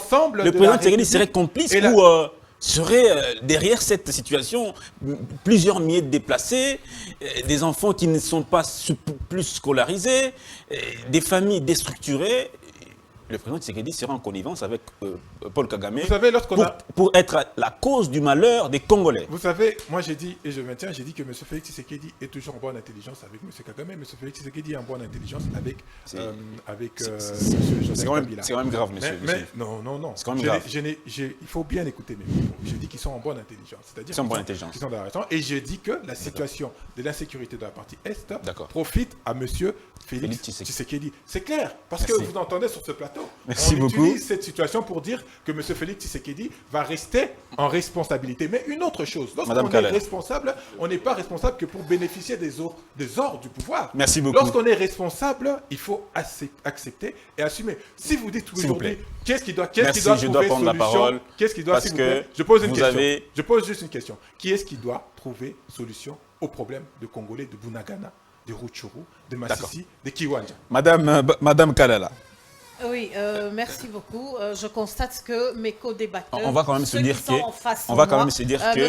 le président Tshisekedi avait promis la résolution de l'insécurité, ce qui n'est pas fait jusque-là. Et donc moi, je ne suis pas porte-parole de Gentini Gobila. Je dis qu'il est gouverneur de la ville et en posant des actes, il est responsable des actes qu'il est en train de poser. Et il pose ces actes parce qu'il a un mandat officiel. Et je n'ai lancé aucune fleur, aucune rose à M. Gentini Gobila. Je pense que lorsqu'il est en train de faire, certes, poser des actes pour sécuriser, pour améliorer la circulation dans la capitale de Kinshasa, il faut le constater, il faut le dire. On ne peut pas être opposant juste pour être opposant. Je constate que mes deux co-débatteurs, ils sont opposants juste pour être opposants. Et jusqu'à preuve du contraire, c'est Félix qui est le président de la République. Arrêtez vos illusions, arrêtez d'amener vos illusions jusque dans la population. Le président Tshisekedi est le président de la RDC. Il a été élu conformément à la loi et à la Constitution. Il serait de connivence, il serait en ordre de sainteté avec le président Kagame. En tout cas, il est responsable de ses propos. Monsieur Badjogo est responsable de ses propos. Vous ne partagez pas. Je ne partage aucunement. Mais vous partagez le fait qu'il avait dit qu'il va résoudre la question. Mais oui, il est en train de se battre. Ouais. Parce que sur le plan diplomatique, la RDC n'existait pas. Lorsque nous prenons la présidence de l'Union africaine, elle était chapeautée par un Rwandais. Et la francophonie. Pourtant, le Rwanda se déclare être du Commonwealth. Oui. Voilà. Mais nous constatons qu'au niveau de la francophonie, c'est une Rwandaise qui est là. Vous comprenez que partout où le président Félix passe pour résoudre la question sécuritaire, il a été dévancé par le Rwanda. Et au niveau de notre pays, au sein de notre gouvernement, il y a des infiltrations. Il y a des traîtres au niveau de la... Dans le gouvernement congolais, il y a des personnes infiltrées. Mais nous disons que même parmi les députés, mais il faut dire les choses, ce n'est pas parce que je suis de l'Union sacrée, ce n'est pas parce que je soutiens mon président que je ne pourrais pas dénoncer le chef a tout nommé ce des qui gens est en train qui de sont se douteux. mettre, qui sont des mains noires, qui ne facilitent pas. Dans le les gouvernement, démarches. il y a des gens qui sont infiltrés dans le gouvernement même actuel. au sein Les d'un Warriors, poste- là, il y a des personnes qui ne sont pas vraies. je voulais dire que même au sein des dirigeants de notre pays, même au niveau des députés, parce qu'à un moment donné, même le président de l'Assemblée, du Sénat, de l'Assemblée Mbosso avait demandé aux députés de Est-ce que l'Est ça- de ça- se mettre ça ensemble ne vaut pour pas- mettre fin à cette guerre. C'est les Parce propos- que il y a eu un moment où on a soupçonné même les députés d'être en connivence d'alimenter cette groupes armés, guerre-là. ouais. C'est pour ça que nous disons que sans qu'il y ait paix, sans l'intégrité, il serait difficile qu'on ne se voile pas la face. Même si je suis de l'Union sacrée, nous observons comment est-ce que c'est en train de passer. Et là même, la communauté internationale, elle ne soutient pas les démarches de notre président. Mais nous, Congolais, nous devons nous mettre ensemble. Nous constatons que ce sont les mêmes faits qui produisent, ce sont les mêmes causes qui produisent les mêmes effets. Depuis 1960, il y a toujours eu des crises politiques, il y a toujours eu des problèmes de guerre, il y a toujours eu des consensus et nous finissons toujours par des dialogues. Il y a eu la conférence nationale souveraine, il y a eu le programme de Sun City où il y a eu, il était résulté des 4+1, donc 4 chefs de l'État, dont, comment il s'appelle, Roubaix-Roy, qui aujourd'hui se déclare Tutsi congolais, mais moi je ne connais pas que dans les tribus qui constituent la RDC, il y a des Tutsis congolais. Vous comprenez que il faudrait essayer de trouver... Vous contredisez le chef de l'État, qui a dit que les Banyamulenge sont de frères, les Banyamulenge sont des Tutsis. Lorsqu'il se déclare,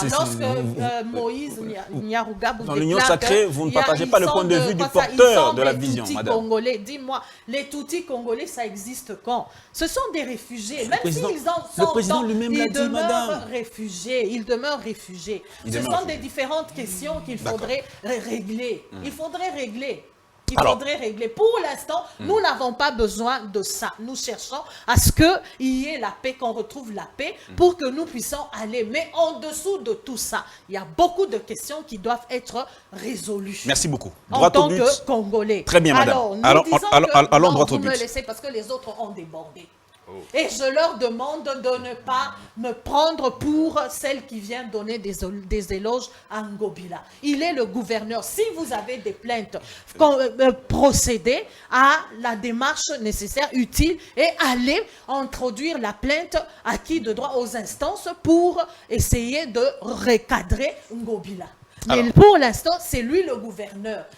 Si l'IGF se met à enquêter par rapport à sa gestion et qu'il constaterait les mégestions, moi, je ne peux pas confirmer ce qu'ils sont en train de dire parce qu'il n'y a aucune preuve. En droit, il faut des preuves. Il faut des preuves. Il ne faut pas alléguer parce que c'est la population qui dit il faut des preuves, il faut une enquête. Alors moi, je ne m'engage pas et je vous interdis de dire que moi, je suis venu pour Ngobila. Je ne suis pas son porte-parole et loin d'être avec lui, je ne communique pas avec lui et je ne me suis jamais assise sur une même table pour communiquer avec lui. Merci beaucoup. Mon point de vue, c'est mon point de vue. Merci beaucoup, Madame Valérie Kalala. C'est un débat politique. Oui, c'est un débat politique. Oui, prière d'être indulgente, Madame Valérie. Et bon, je disais aussi qu'il y a beaucoup de... Il y a des formes maintenant. Je vais, ne vous en faites pas. Vous me coupez la parole. Vous me coupez tout le temps la parole. Je vais revenir vers vous, Madame. Oh. C'est le mois de la femme. Vous êtes en priorité. Ne vous en faites pas. Héritier Ngachi, vous avez la parole, mon cher compatriote Héritier Ngachi. Vous avez la parole. Je commence par... La question est celle-ci. Comment se fait-il que ce que vous aviez décrit hier, vous l'acceptez aujourd'hui? Merci beaucoup. Vous allez finir par me comprendre. Je commence par dire à mon frère Badjogo, qui estime que, du point de vue, parce que les élections n'ont pas été inclusives, parce qu'une partie de notre peuple n'a pas pris part à ces élections, il faut que nous puissions, à un moment donné, trouver un terrain d'entente. Et je pense que c'est ce qui s'est passé. Parce que nous avons vu, par exemple, au niveau de la République démocratique du Congo, il y a eu des élections qui ont été organisées, mais il y a eu des élections qui ont été organisées Et donc, le président de la République, Félix-Antoine Tshisekedi, devait renoncer à ses mandats parce qu'il tentait de... Non, c'est pas moi, c'est Madame Valérie. Non, c'est vous qui En l'avez tout dit. cas, ce n'est pas moi qui ai dit ça. Ce n'est pas moi qui J'ai ai dit écouté, ça. je vous ai écouté. Je C'est-à-dire, n'ai pas dit ça. vous avez dit, du Ne- fait que les élections ne sont pas tenues. donnez pas les mots, ne mettez pas sur moi les mots ou les faits que je n'ai pas déclarés. Je J'ai n'ai nos- jamais dit ça. Je n'ai jamais dit que puisque les élections n'ont pas été inclusives, donc qui c'est Monsieur Tshisekedi, le président de la République? Non, je soutiens. Il est président. C'est vous qui êtes dans des illusions avec votre Martin Fayoulou. Je continue. Bah, Diogo, c'est lui qui est sorti cette phrase. J'ai écrit comme vous. Quand vous parliez, moi j'écrivais. Vous avez dit les élections n'ont pas été inclusives parce qu'une partie de notre peuple n'a pas pris part à ces élections, notamment celle des Béni Territoire et Yumbi. Je vous ai même complété pour dire Yumbi. Mais ce qui est curieux, c'est que ces élections qui n'ont pas été inclusives, parce que une partie de notre peuple n'a pas pris part, mais vous réclamez la vérité des urnes de ces élections partielles. N'est-ce pas une contradiction?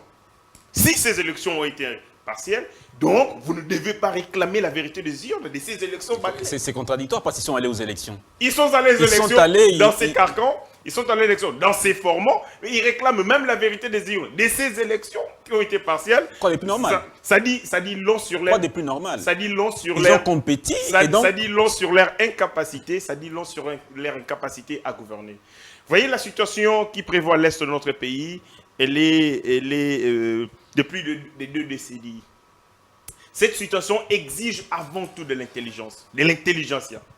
Mais malheureusement que je ne semble pas. Vous êtes d'accord avec moi, ce sera la première fois que s'il n'y a pas élection, la première fois que nous sommes, depuis que nous avons relancé le processus électoral, ça sera la première fois qu'il n'y a pas élection à cause de l'insécurité. J'ai comme l'impression que vous faites des conclusions dans mes réflexions. Non, J'ai c'est une question que j'ai posée, monsieur. J'ai présenté des faits. En 2018, une partie de notre territoire n'a pas été concernée par les élections à cause de l'insécurité. En 2016, les élections n'ont pas eu lieu à cause, bien entendu, de cet environnement conflictogène. Nous sommes allés à la Cour constitutionnelle. En 2016, les élections n'ont pas eu lieu. Les raisons logistiques, Et ainsi de suite, financières, tout ça. ainsi de suite. Nous sommes allés à la Cour constitutionnelle pour juger de cette question pertinente de la continuité de l'action de l'État. Et la Cour constitutionnelle, à travers un arrêt, a estimé qu'il fallait que l'État continue à... Le président de la République, il devait être en fonction, et les autres institutions. Cette question a été tranchée par un arrêt qui est valide. Si cet arrêt dérangerait mes frères... Mais attendez, l'arrêt valide. Oui, il est d'actualité. Il n'a jamais été abrogé. Donc vous n'êtes pas d'accord. Cet arrêt existe. Donc vous n'êtes pas d'accord. Donc vous n'étiez pas d'accord. En fait, je vous ai expliqué que quand vous voulez faire une lecture des faits politiques, il faut les replacer dans leur contexte. Vous n'étiez pas d'accord. Je n'étais pas d'accord parce que j'avais estimé que cet arrêt était tout simplement un béquille de Joseph Kabila. Parce que, vous savez, les acteurs politiques, dans leur jeu politique, utilisent la loi pour justement atteindre leurs objectifs. En ces temps, parce que les gens qui sont allés devant la Cour constitutionnelle, ce ne sont pas les gens de Félix-Antoine Tshisekedi. C'était les gens de Kabila qui sont allés devant la Cour constitutionnelle pour gagner une bataille législative qui s'est posée dans l'opinion. La même béquille, vous voulez l'utiliser aussi aujourd'hui. Et nous ne l'avons pas mise en place. Est-ce que vous me comprenez? Mais c'est une béquille. Ce n'est pas nous sommes des républicains. Nous sommes des républicains. Mais républicains... Est-ce que vous savez la procédure pour abroger une décision de la Cour constitutionnelle? Vous savez comment... On a vu dans l'affaire Matata, ça n'a pas fait long feu. Non, c'est une décision, ça c'est une décision de justice. La Cour constitutionnelle a intervenu dans ces contextes comme juge pénal d'un ancien président, d'un ancien premier ministre. Ce n'est pas la même chose. Il faut pas, dans ces temps, la Cour constitutionnelle est intervenue comme juge de constitutionnalité des lois. Donc, ça a créé une polémique. La Cour constitutionnelle est venue, parce que la Cour constitutionnelle, contrairement à ce que les gens disent, la Cour constitutionnelle c'est une institution, une cour spécialisée, qui a des matières bien déterminées. C'est le juge pénal du président de la République et du Premier ministre. C'est le juge de constitutionnalité des lois, mais aussi c'est le juge électoral en matière de contentieux électoraux. Donc maintenant, la Cour constitutionnelle a agi dans ces cadres-là comme juge de constitutionnalité des lois. Il y a une disposition apparemment floue de la Constitution, l'article 70, qui a demandé que la Cour constitutionnelle donne son interprétation, et cette interprétation est d'actualité, elle n'a jamais été mise en veilleuse. Mais aussi, il y a une chose, une bêtise que mes frères font passer. Une jurisprudence qui doit être utilisée. La démarche est claire. La démarche est claire. Les armes qui sont d'actualité en ces moments, ce n'est pas nous qui les avons achetées. Elles existent. Nous sommes républicains. Vous êtes démocrate, vous êtes républicain. C'est quoi être démocrate? C'est quoi être républicain? Ce n'est pas vous qui devez respecter les textes. Là où les autres ont failli, vous devez corriger. Vous savez, respecter les textes. C'est ça être un républicain. Respecter les textes, ça suppose accomplir les décisions qui ont été coulées sous forme de loi. Même si elles sont comment qui dirait, en violation de la loi. Mais ça, c'est un autre débat. Il faut rentrer dans ces débats pour juger de la pertinence de cet arrêt. Est-ce que ces débats est-il d'actualité? Qui a mené pendant cette législature, du début jusqu'à la fin, qui est ces politiques qui a mené des démarches pour qu'on révise l'arrêt de la Cour constitutionnelle? Personne. Okay. Ils viennent en ces moments parce que tout simplement, ils pensent que cet arrêt serait une béquille pour les régimes actuels. Monsieur Badjo. Bon, je n'ai même pas pris le temps, mon frère.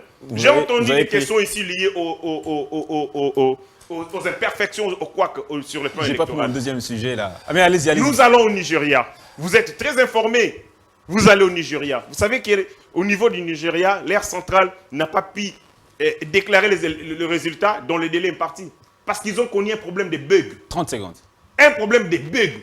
Parce qu'il fallait que les élections viennent des États, des différents États, pour qu'elles soient transférées au niveau de la centrale, afin qu'on publie les résultats. Les couacs, ça ne manque pas. Il est de notre responsabilité, quand nous constatons des couacs, parce que la CENI nous appartient à nous tous, ce n'est pas la CENI du pouvoir, ce n'est pas la CENI de l'opposition, c'est la CENI du peuple congolais. Quand il y a des couacs, nous devons dénoncer pour que cette action soit améliorée. Vous allez aux États-Unis, les élections de Donald Trump ont amené des millions de citoyens américains dans la rue.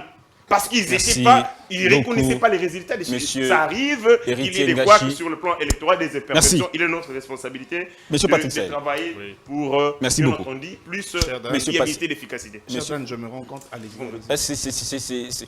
Comment qui dirait, c'est fallacieux d'évoquer l'insécurité comme raison. Je ne comprends pas. C'est fallacieux d'évoquer la raison de l'insécurité comme comment dire, un motif de non-organisation des élections en 2023. Est-ce que c'est une raison qui tient ou c'est pas fondé? La raison est fondée, la raison peut tenir, je dis peut tenir. Mais avant d'en arriver là, je vois Madame Kalala qui a traité Badjoko directement d'un opposant parce qu'il a dit des choses qui n'ont pas arrangé Madame ici sur le plateau. Bon. Mais c'est vrai qu'il est opposant. Il est opposant. Il est opposant. Il est opposant. Je pense que s'il y a un opposant sur le plateau ici, c'est Madame Kalala. Madame Kalala, je veux vous renseigner que Monsieur Félix Tshisekedi, le président de la République, que je respecte, que je connais, a reçu la communauté Tutsi congolais, entre autres Rouberois, et dans le gouvernement, l'actuel gouvernement, il y a un Tutsi qui s'appelle Gisaro, nommé par M. Félix Tshisekedi. Donc vous vous opposez au président de la République. Non, il a dit sur base d'un principe que dans les ethnies congolaises, il n'y a aucune ethnie qui est Tutsi. Tutsi congolais. Mais pourquoi ils sont dans le gouvernement? Ah, ça c'est le question. Comment ils se sont retrouvés dans le gouvernement signé par M. Félix Tshisekedi? Ça, ce sont des questions qu'il faut poser. Voilà, c'est comme ça. Voilà, cher Amidan, comment on doit aller aux élections quand il y a insécurité? Aujourd'hui, je prends l'espace Grand Bandundu, la configuration ancienne. Prenons Yumbi, c'est ce qui se passe à Yumbi. Prenons les Teke et les Yaka. Qui va aller battre campagne là-bas? Qui va aller battre campagne en Ituri, à Ishacha, à Bunagana? Qui va battre campagne? C'est-à-dire qu'il faudrait qu'on... C'est quand est-ce qu'on aura des élections au Congo avec toutes les provinces? Il faudrait y penser. C'est bien normal. C'est pas parce qu'on est... heureusement pour moi, je suis indépendant. Je ne suis pas opposant comme madame a voulu faire croire aux autres. je suis ni du pouvoir, ni de l'opposition. Ça demanderait que la sécurité Et dans moi non l'Est. plus, je ne suis pas opposante. Totalement. Mais vous êtes de l'Union sacrée. Mais oui, le fait de constater opposant à M. Tshisekedi. Il n'y a pas de Tutsi congolais, ça ne me fait pas une opposante. C'est-à-dire vous vous opposez, ça ne me fait pas une vous opposez à ce qu'a dit M. Tshisekedi en disant que les Banyamulengele sont les Congolais. Ne m'empêche pas d'observer et de constater ce qu'il y a de quoi que. Madame, vous savez quand même que le président a accepté. Le président a dit qu'ils sont des Congolais. Le président que vous soutenez, le président que nous Mais soutenons, oui, il a dit qu'ils étaient des Congolais. Il a même nommé certains d'entre eux dans le gouvernement. Il l'a dit. Mais vous dites qu'ils ne sont pas Congolais. C'est-à-dire que là, c'est un procès contre Tshisekedi qui a accepté de nommer au sein du gouvernement de notre pays des étrangers. Le fait de constater et de Madame dire Kalala. et de soutenir Oui. par rapport à tout ce qui a connu l'histoire de notre pays, que la tribu Tutsi congolais n'existe pas. Ça ne me met pas en contradiction avec le chef de l'État. C'est-à-dire qu'il faudrait emmener C'est la vérité. M. Tshisekedi devant la Constitution, devant la Cour constitutionnelle pour dire que M. Tshisekedi, vous avez nommé des Rwandais au sein de notre gouvernement. C'était mon temps d'antenne. C'était mon temps d'antenne, malheureusement. C'est ça le désordre. En 1974, je crois bien, Mobutu a pris une décision. C'est 71. Portant mesures collectives de la 71. nationalité zaïroise. Ouais. Il a octroyé la nationalité zaïroise de manière collective aux Rwandais. Quelques Non, temps après, en ce le temps- comité En ce central. temps-là, il y avait 3 pays. Les comités On centraux. appelait en ce temps-là, la Mais loi ce dont- sont des En erreurs 1970, constitutionnelles. C'est quelques la temps loi de après, le 1970. comité central, l'IMPR, a cassé cette décision. Mais oui. Oui. Mais sans corriger les dégâts de cette décision. Et alors Et ce qui fait que des réfugiés rwandais habitant notre territoire sont devenus des Congolais à part entière. Mais là, ce qui est dommage dans tout ça, pourquoi ça s'accroche à l'air ethnique? Cher héritier. Quand vous êtes, je suis Congolais, Ce n'est quand pas je moi. vais en France, on ne va pas m'appeler Mukongo Cher français. héritier, ce n'est On pas va moi que plutôt vous me dire contredisez. un Français Vous d'origine contredisez Madame congolaise. Kalala. C'est-à-dire, il y a un souci. Ce n'est pas moi que vous Le contredisez. président de la République C'est a pas moi. constaté et ses prédécesseurs ont pris des C'est Madame décisions Kalala. en vertu du principe de continuité de l'État. Terminé. C'est pour les adopter. Parce Merci. que Kagame Monsieur- utilise ces gens-là Monsieur Ngachi. comme un prétexte. Un bouc Et les chefs Merci. de l'État pour Merci. couper. Merci, Ngachi. Pour couper. Merci. Kagame, Merci. il a accepté. Merci, Terminé. merci héritier et merci d'avoir contredit Madame Kalala par moi. Il ne me parce que j'étais contredit dans pas, cette lignée-là. on parle le même Cher langage, mais Hamida, on terminé. utilise Cher des Hamida, mots différents. je suis d'avis que quand il y a insécurité, s'il faille glisser, parce que j'avais déjà parlé du lit ici. Vous souvenez? Qui préparait le C'est-à-dire que, glissement. Ben voilà, s'il faut Personne n'a glisser, préparé. nous allons aller Personne dans- n'a dans- préparé parce ces que, lignes. parce que ceux qui tombent là à l'est, ceux qui tombent à Kouamout sont des Congolais comme nous. Imaginez un peu que cette situation était à Kinshasa ici. On parlerait des élections? Alors s'il faut glisser pour faire plaisir à Ngachi qui soutient l'article 70, glissons et cherchons la paix à l'est de notre pays. Monsieur Yves Badjoko, pour conclure, vous maintenez le fait que Bahati Lukwebo doit être président de la République en remplacement du président Tshisekedi s'il n'y a pas élection en 2023 ou il y a un plan B. Tout sauf ça. Voilà, donc je dis ceci. Surtout pas lui. J'espère que vous allez me laisser cheminer tranquillement. Vous avez 2 minutes. Revenir sur une mauvaise compréhension, une conclusion que vous avez faite tout à l'heure. Je dis très clairement que la situation d'insécurité aujourd'hui profite à M. Félix Tshisekedi et à Héritier Ngachi qui veulent l'utiliser comme étant un moyen pour glisser. Ça, c'est un fait. J'ai dit aussi aujourd'hui que M. Félix Tshisekedi est toujours allé. Peut-être pas en bonne intelligence, en bonne relation avec Kagame et avec Joseph Kabila. La preuve, on a eu des éléments du Rwanda dans le mécanisme de l'EAC qui est poursuivi, alors que M. Félix Tshisekedi crie à tue-tête que c'est le Rwanda qui nous agresse. Bon, ils sont partis, mais nous les avons acceptés, c'est M. Félix Tshisekedi et son union sacrée qui l'a accepté. Je dis encore une autre chose, lorsqu'on est responsable, on ne bénéficie pas que des ordres du pouvoir, on bénéficie de tout ce qui va avec. Lorsque, allez, ils font un budget, entre guillemets, de 16 milliards, ils disent que c'est sous l'impulsion de M. Félix Tshisekedi. Lorsque l'insécurité persiste dans la partie Est, lorsque la guerre continue dans notre pays, c'est la responsabilité de M. Félix Tshisekedi, qui est malheureusement responsabilité. Je ne veux pas parler de Ngobila, qui est une erreur de parcours pour notre ville de Kinshasa. Merci beaucoup. Je crois que madame... Mais je voudrais dire à Héritier, comment un démocrate Pour terminer. peut s'appuyer sur des éléments qui ont fondé une dictature pour se maintenir au pouvoir. Vous parlez de la jurisprudence, c'est vrai, il y a une jurisprudence qui a été prise. Il a dit qu'il n'était pas d'accord avec ça. Oui, Il n'était pas d'accord il n'est avec pas ça. d'accord avec ça, mais qu'il veut utiliser. Alors je vais vous donner un autre concept qui a été développé une fois lors de mon dernier passage, une fois un jour, le revirement de jurisprudence. Vous connaissez ce que ça veut dire?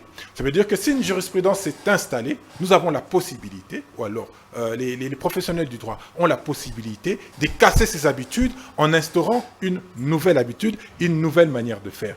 Et je vais dire à mon frère Patrick Sahel que l'article 70 est clair. La différence, le maintien en fonction de celui qui est en responsabilité, c'est simplement par rapport au décalage des élections et de l'entrée en responsabilité. C'est tout. Ça ne veut pas dire qu'on doit avoir plus de mandats que ceux qui... Etienne Gachi. Après, dernière chose. Une minute, s'il vous plaît. Une minute. La situation des insécuritaires à l'Est ne le profite pas. D'ailleurs, nous sommes en train de tout faire, de tout mettre en œuvre pour que cette situation soit résorbée. Vous savez, la loi de programmation de l'armée que nous avons mis en place, c'est un outil efficace, un outil financier et stratégique pour nous doter d'une armée capable de résorber toutes les poches de sécurité à l'Est de notre pays. Vous parlez que nous avons perdu telle localité, mais il faut dire aussi aux Congolais que nous avons gagné ou récupéré Roubaïa. Hier, Roubaïa, c'est l'un des plus grands gisements de coltan au monde. Et Paul Kagame a avalé la salive. Parce que tout simplement, nous l'avons délogé à Roubaïa. Il faut le dire aux Congolais. Vous êtes prêts à saluer que Bounagan est occupé. Mais quand nous gagnons des territoires, vous ne le faites pas. Vous jouez l'apologie de Paul Kagame. Vous faites un sale boulot. S'agissant de la question, s'il vous plaît, je vais finir par là. Le président de la République, c'est une question importante. Le président de la République a ressuscité les M23. Vous n'êtes pas informé. En 2009, Kabila signe des accords avec le CNDP. Le CNDP part en Ouganda et en Kampala. En 2016, Joseph Kabila fait intervenir 200 éléments du M23 pour participer dans des manifestations ici à Kinshasa. Les rapports de Human Rights existent. Les accords que vous dites... Vous avez toujours des mauvaises références. Mais les rapports existent. Les rapports existent. Vous parlez... Les accords avec l'M23 n'ont pas été signés avec Félix Antoine Tshisekedi. Les M23 ont défendu. Les M23, s'il vous plaît, il était important pour nous de savoir qu'est-ce que l'ancien régime a discuté avec l'M23. C'était clair. Et c'est comme ça que nous devons les écouter. Merci beaucoup. Nous les avons écoutés. Merci beaucoup. Madame, allez-y. Oui, donc je disais pour le mot de la fin, je disais que les échéances électorales sont encore lointaines, mais on constate que l'opposition est en train de stigmatiser. C'est la société civile, c'est pas l'opposition. Voilà, l'opposition et la société civile sont en train de stigmatiser le chef de l'État. Ils critiquent le bilan du chef de l'État et pour eux, le fait que Kadima soit là, a été un trucage pour favoriser le glissement du pouvoir du chef de l'État actuel. Qui a dit ça ici, madame? Parce qu'on a parlé d'un lit qui a été déjà dit, qui a été déjà bien établi du fait du manque des financements. On n'a pas voulu financer la CENI ou on l'a financé en retard compte tenu des propos de Kadima qui disait que si au mois de juin, je ne reçois pas, il a reçu en retard. Donc, pour eux, c'est une machine qui a été établie pour truquer les élections. Et en dehors de ça, nous constatons que la communauté internationale s'ingère parce que l'opposition veut que la communauté internationale s'ingère, alors que nous sommes aptes à mesure de prendre de bonnes décisions. Et la question sécurité est tellement importante, primordiale. Et l'article 70 va être interprété à qui de droit par le législateur qui avait accordé un glissement. Et donc, nous allons suivre le même schéma. Parce que cette interprétation est en cours. Merci beaucoup, madame. Grand merci à toutes et à tous. Le mois de la femme, en tout cas, nous voulons voir beaucoup de femmes ici. Appelez-nous, venez, les numéros sont affichés au bas de l'écran. Appelez-nous, venez participer au débat. Nous voulons voir des femmes s'affirmer dans les débats. Nous voulons voir les femmes aussi, pas simplement revendiquer, mais mériter aussi des postes de responsabilité. Portez-vous bien. Au revoir.